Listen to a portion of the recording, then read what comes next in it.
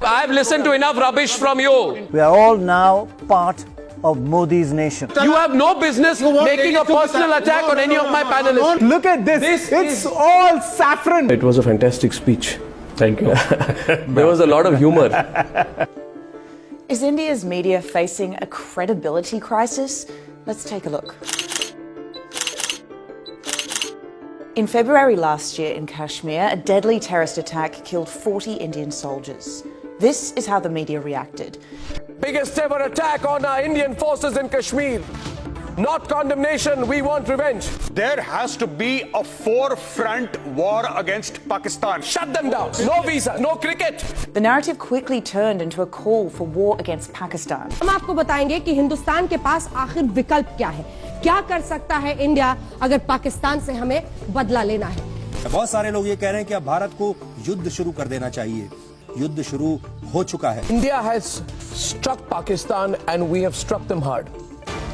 And most importantly, we have struck them straight in the face. It's not just Kashmir. In June, the government froze state advertising to several newspaper groups, something senior executives at the papers claim was in retaliation to reports they published that criticised the government. We are supposed to question the people in power. But what has happened in the past 5.5 years is that the media has become a stooge of the ruling government. They have stopped questioning the ruling government, and to make matters worse, they have been propagating the divisive and even the negative agenda of the ruling party. A string of high-profile resignations at ABP News last year laid bare the extent of the pressure journalists are under.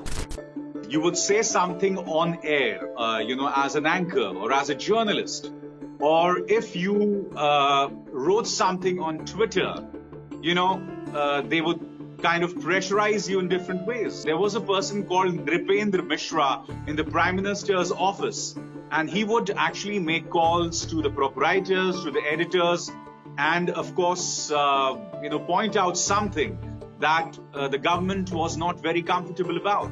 So yes, this government has been working in different ways to pressurize the media. Apisar's exit came a few weeks after the resignation of managing editor Milind Khandekar and anchor Punya Prasun Bajpai. But you could say the writing was on the wall. In 2018, when ABP called out Modi for a claim he made that farmers were doubling their income as a result of his policies.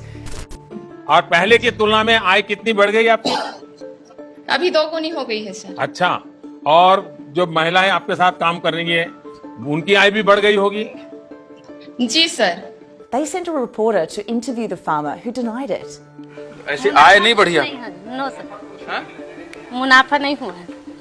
After leaving, Bajpai wrote an expose detailing the extent of censorship. From being told not to take Narendra Modi's name on my show or show his image on any program critical of the government, to a sinister blacking out of my show Masterstroke, what happened was nothing short of censorship. He goes on to say, the message, sharp and clear, to every news channel was this: go against us and your business will suffer. Threats and violence is becoming a new normal for journalists in India.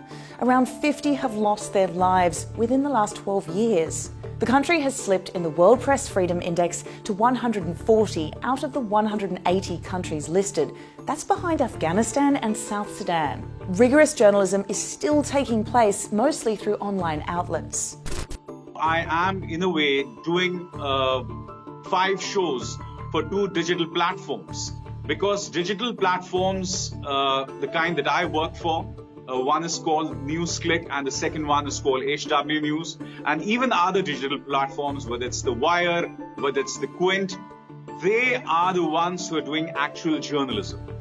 As I said, mainstream news channels, whether news papers or TV news channels, are under a lot of pressure from the ruling government. But a lack of viable funding models means the future of these portals hang in the balance. And with a deficit of critical voices to hold the powers that be accountable, there's plenty at stake. Will a lack of media freedom lead to the death of democracy in India?